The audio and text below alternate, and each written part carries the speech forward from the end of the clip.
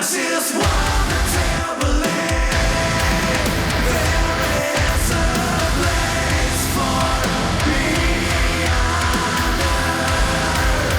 I've lost nothing. I just wanna tell say. So yeah, we're just going to check in with you to begin with, really. Jeff, how's your day going so far? How's 2024 in general, considering we're in February, been treating you? All right, so I've had a pretty good start into the week. Actually, I actually just got back from work like I think 15 minutes ago or something. So I had to work late, but yeah, I'm pretty good. 2024, I mean, it's been amazing so far. Yeah, album's coming up. We finished wrapping up everything, and we actually shot a new music video last week, which we went to Iceland to actually, which was crazy to think about that. So yeah, I can't complain. It's been pretty good so far. And how about you, Simon? Oh well, I guess same goes for me. Like I'm healthy. I'm well right now. I went to Iceland as well, so it's a lot of work already, but it feels like it's gonna be a good year. It does, doesn't it? Because of course we're moving ever slowly to the release of your new album. There is a place for me on Earth, March 1st via a Rising Empire. Do you feel as though there's a ton of anticipation around the album now? The singles, they've been really well received. We're getting closer and closer.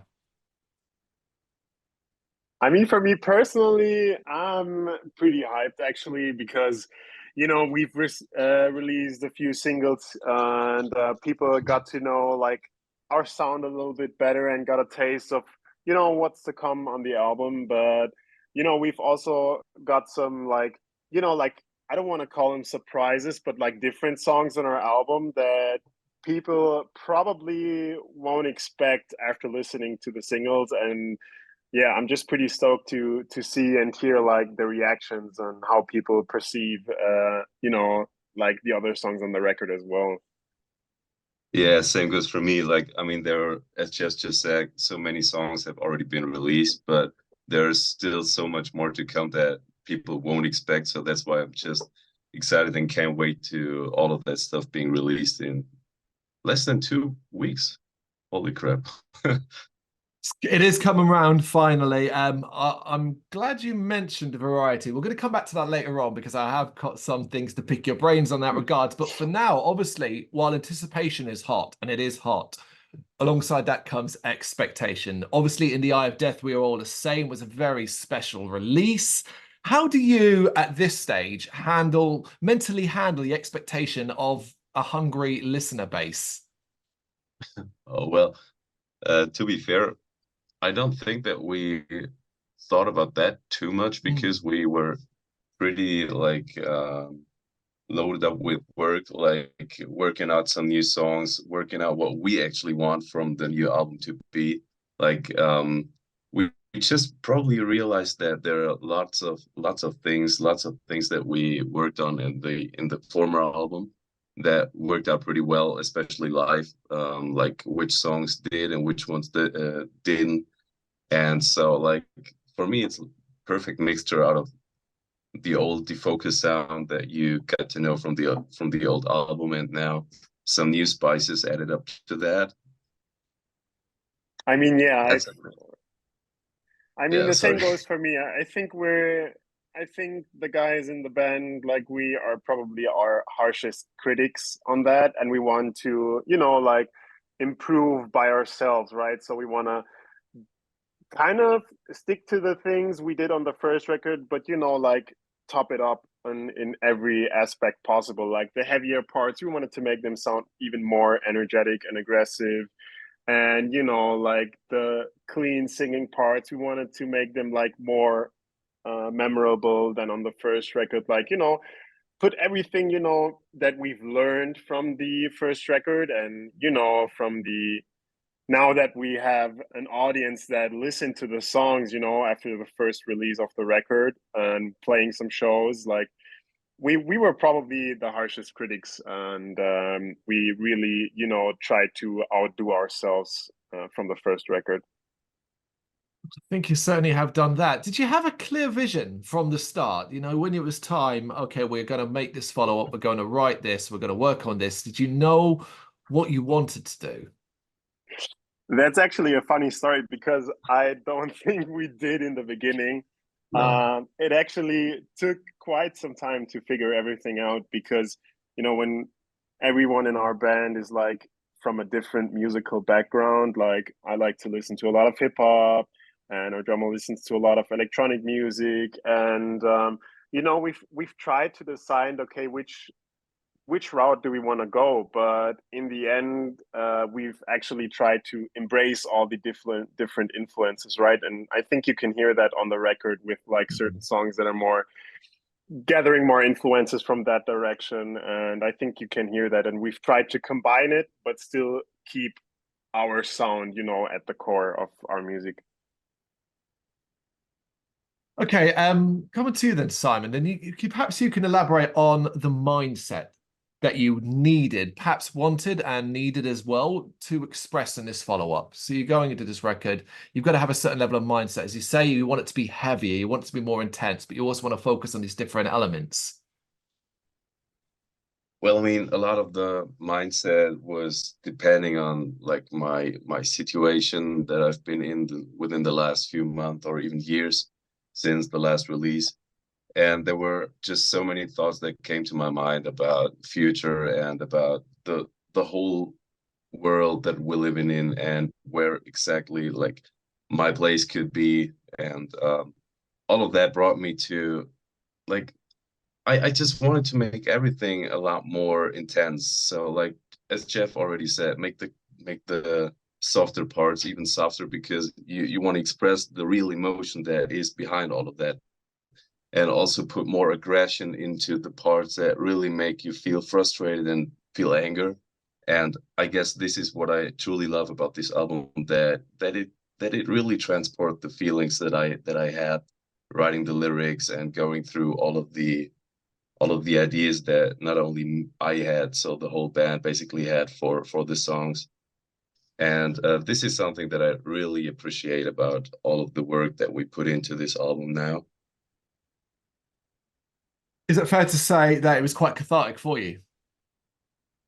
Yeah, it kind of feels like because I mean, there's, as I just said, if there's so much going on and you're just working on music at the same time, it sometimes feels confusing, but at the same time, this is what music or art really is about, Hmm. like at least for me, that you just take everything that goes through your mind and try to focus it and put it into songs and put it into new ideas. And um, it's at a certain point of this progress, you just come to, okay, now the album is done and we're good with it. Like everything's done. That's pretty crazy. Like because at some point it just feels like you're in a flow with everything that comes to your mind and what has been in your mind, and just you just put out everything, and it's somehow chaotic, but at the same time it feels like there is some sort of a structure in that chaos, if that makes some sort of sense. Well, it does, because ultimately out of that chaos comes the structure of a full album being released and put out there into the world. Um, Jeff, coming to you now. I want to look at basically a point when you kind of realize, okay, you've got all these ideas, you're writing all this music, you're not too sure where you're going at the moment, but it all starts to come together and you start to realize this is what the album is going to look like. Do you remember, was there a specific point when you realized this is what the album is going to be? That's a good question, actually. I mean, for me personally, we've released the two singles like at the beginning of last year. Actually, they came out in like April and May, I think. And at that point, it was kind of there, but also kind of not, at least for me, right? We've started and finished writing everything like in the middle of last year, to be honest. And it made sense when we had like, I don't know, like 6 or 7 ideas. You know, my plan was to make a lot of demos, right? To like have all different kinds of demos and songs that we can later choose on from, right? We didn't have like a specific concept in mind, like we need this to be like 10 tracks and the first track's gonna sound like this and this is gonna sound Mhm. like that. No, we've had like a bunch of songs, like some that are newer, some that are actually like pretty old. Actually, I think the song Crooked Mind was laying on my hard drive for like 2 or 3 years, I think, before we Oh, you're released right. it. Yeah. It's actually a pretty old song, right? And like having all these songs in front of you, and then like every song has like some sort of progression where we had some lyrics, we had some basic structures laid out. Looking at that made sense for me. Okay, these tracks are going to work together so well, and these tracks are going to picture like the whole album for me. And actually for me, it's why it was pretty late until I figured that out. So it makes that, I guess, almost difficult to contrast what you started with very early on to what the actual full thing is now. It's almost night and day, right? Definitely, definitely. At the beginning, we thought like going full new metal, and we thought like doing this or going to like this direction. But the ideas we had were like a capture of that moment and the things we thought at this point, and it just makes sense in like the bigger picture for us. Hmm. The end result does speak for itself. Coming back to you, Simon, talking about pushing yourself harder, going deeper than you've never ever done before. You know, is that something that came easier this time for you? Oh, something that came easier. Well, it's pretty hard to yeah. I mean, can you really compare it to the last? I mean, like it's pretty difficult for me to compare it, obviously, because like the last album was written during the whole pandemic shit, and now it kind of felt even harder because like everybody got back to the jobs and stuff. And so it's certainly you couldn't be like that focused for spending the whole day just working for the album, because you always had to do some different things. But like when it comes to making it easier, it's definitely that you kind of have the feeling a lot more like for what actually works, what makes you feel good performing live, for example. I guess that's most of the experience that I could have put into the lyrics writing and the songwriting in general. So to just know what flows a lot better to make like the performance good. But the rest of it was always something new, because like the songs are new, the ideas behind the lyrics are completely different approach than on the last album, because it's a lot more personal now than most of the songs that have been on the last album. So, and I guess that's something that made it, yeah, probably even easier, because I just had to discover myself for that. I mean, that makes it sound harder, but somehow it just came out in the flow, like especially the lyrics. Like so, it certainly felt like there are so many things that are just laying under my tongue and just waiting to be sung. And so I guess this a combination of all of that made it quite at least an interesting journey.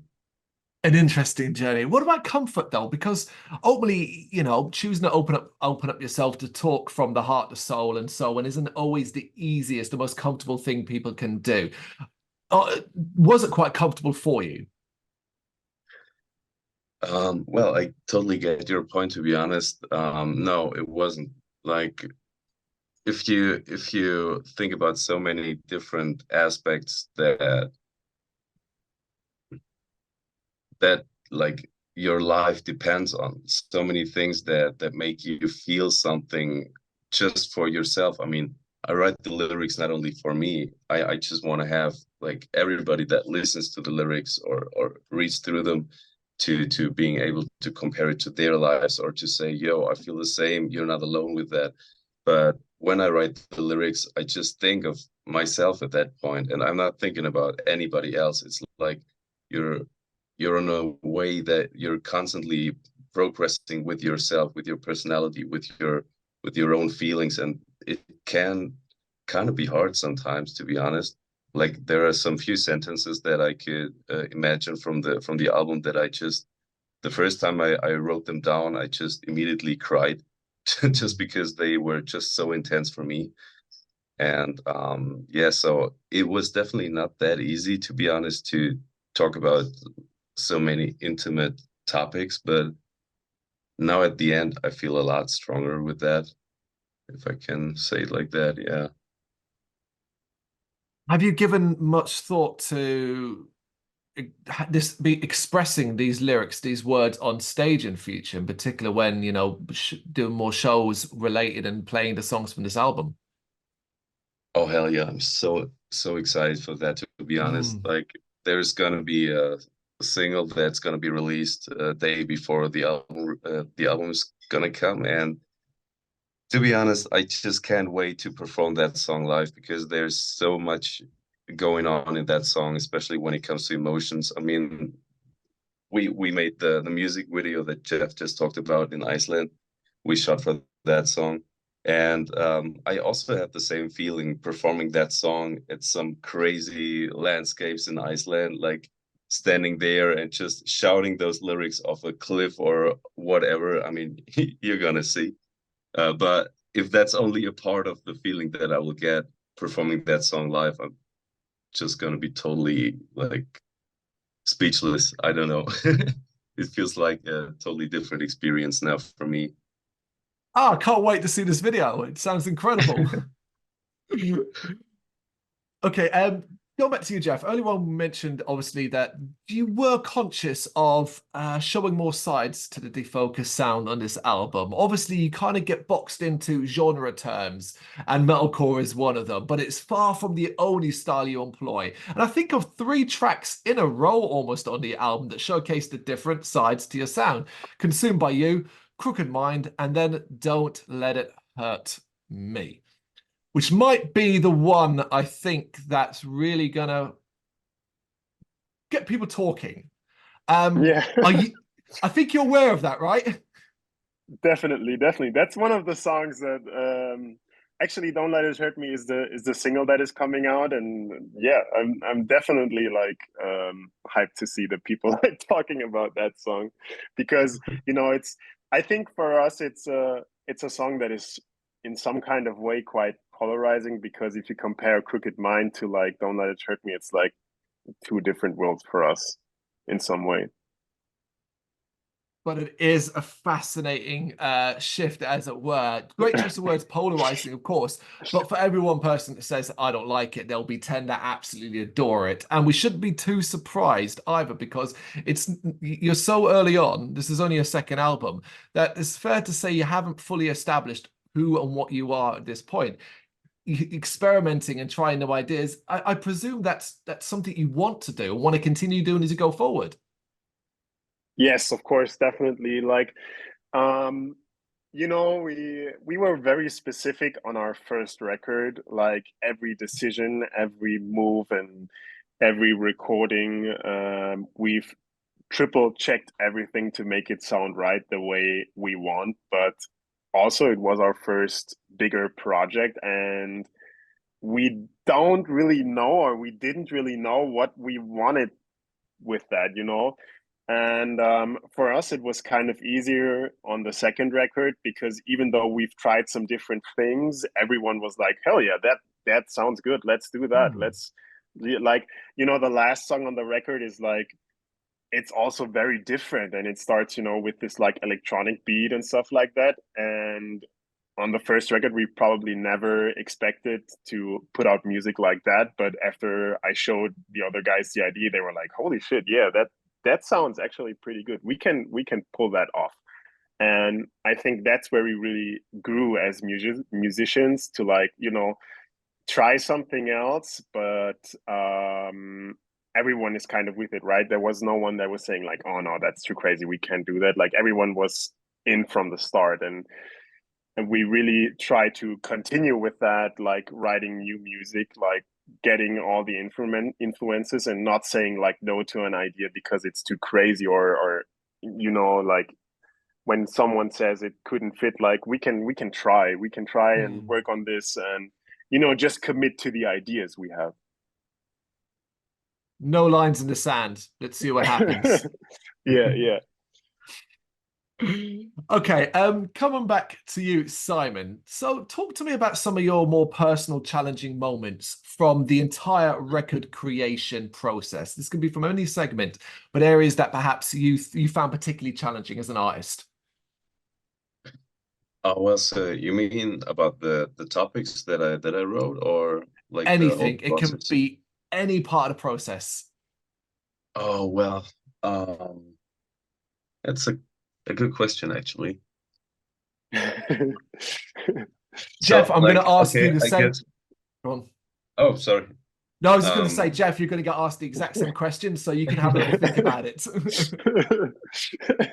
like, so I do think that the most challenging thing, to be honest, for me is living with what you call the band curse. Like after you heard your own song for I don't know 5 or 6 times, you're just not able to to judge it anymore, because it's like it's something you created. You're not able to hear it from a listener's perspective, and I guess that's something that I really had to deal with, because like making all the vocals for the songs and just trying to hear it through a different perspective is just not possible. Like, and this is something that I really had to struggle with a lot. Like, is this okay? Is that cool? Does it sound good? Does it sound awful? I'm not able to judge it myself, and I guess that was the hardest part for me, especially as we've been that yeah, trying out some new stuff. Like, for example, Don't Let It Hurt Me. It's just a song that we never worked on before, basically, and that's what made it a lot more difficult for me to figure out vocals that I really want to keep that way and to not change it again and again and over again. So I guess that's definitely the hardest part for me in the whole progress, because it's pretty hard for you to figure out whether it's music you like or music you just created or music So people will like or whatsoever. how did you figure it out? What was your solution? Oh, well, I mean, there are deadlines. So at a certain point, at a certain point of time, you just have to say, okay, we commit to an idea because we think it's super cool right now.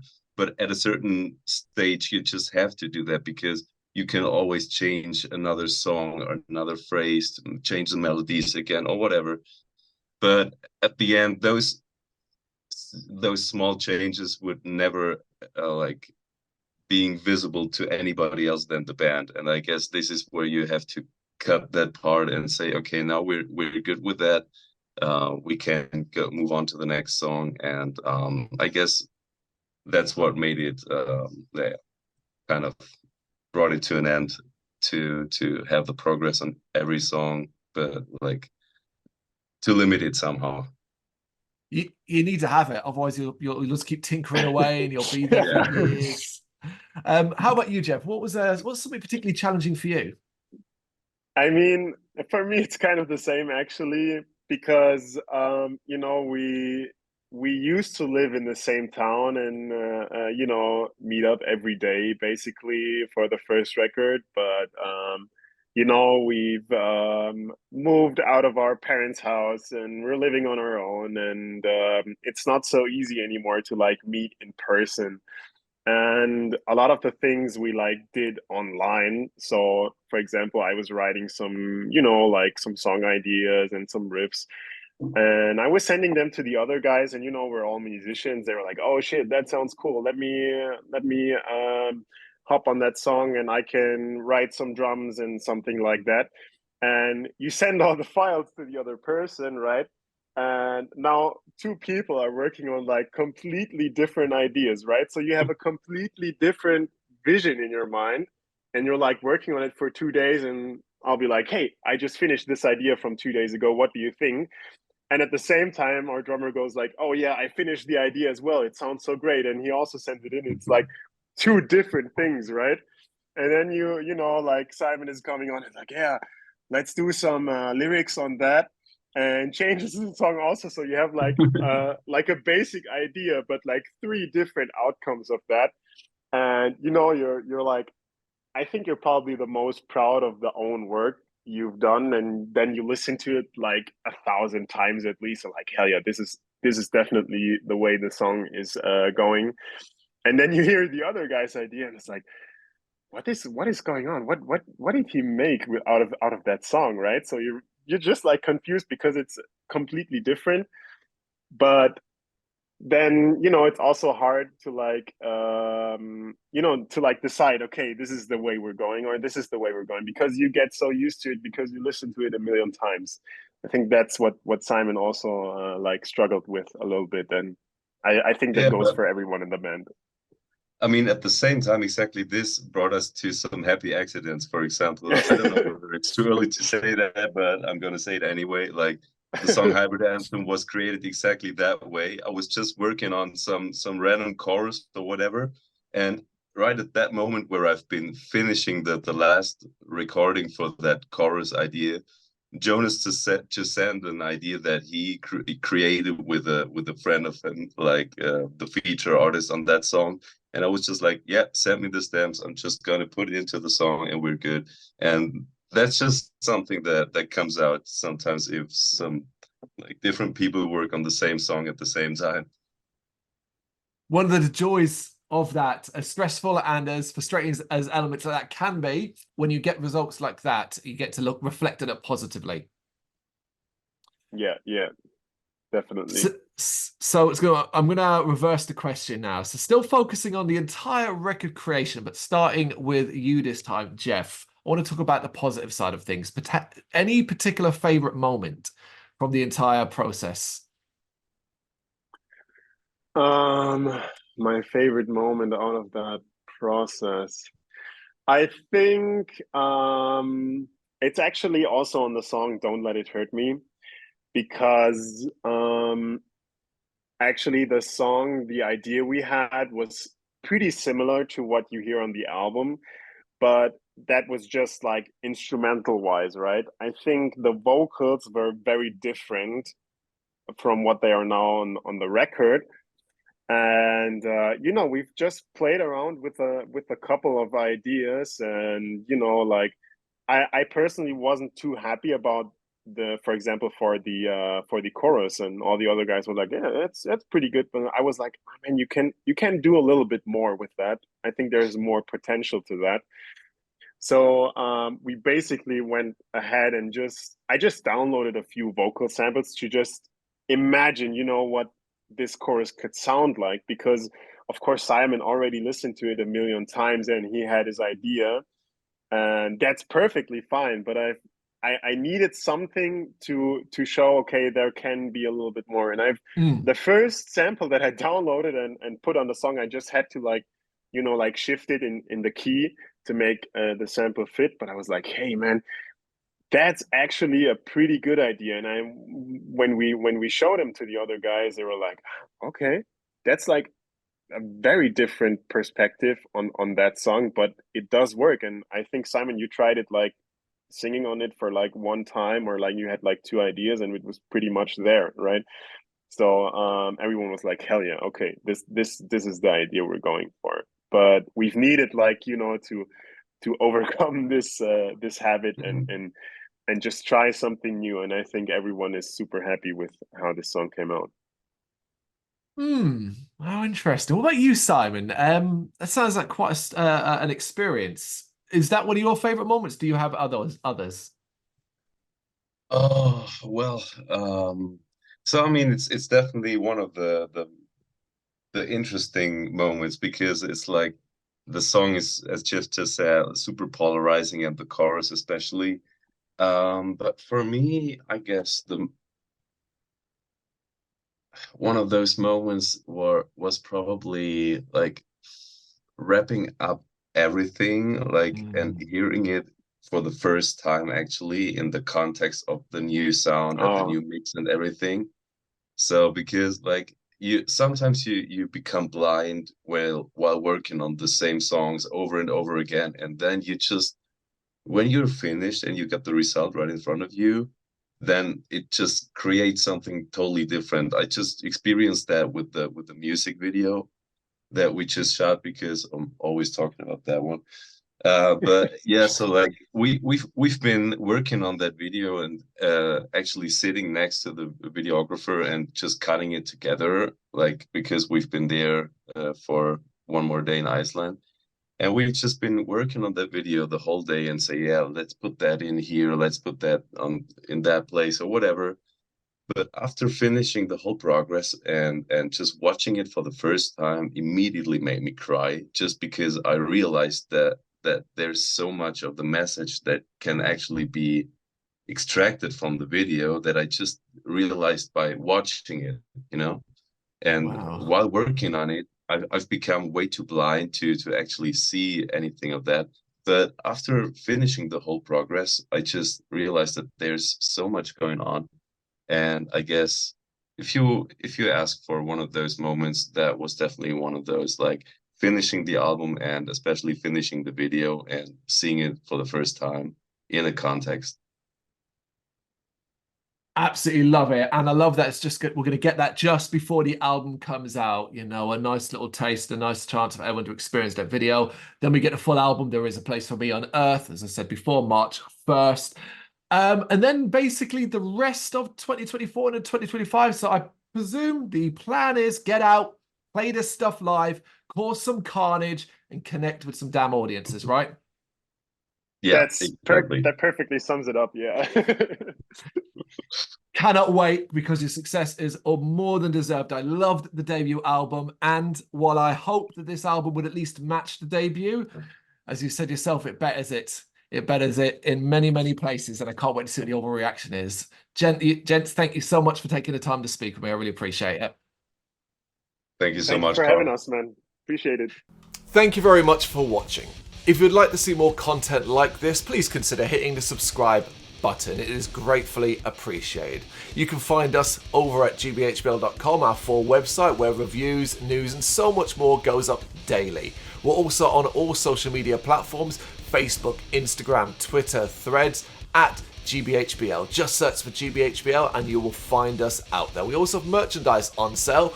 You can access the shop via the website.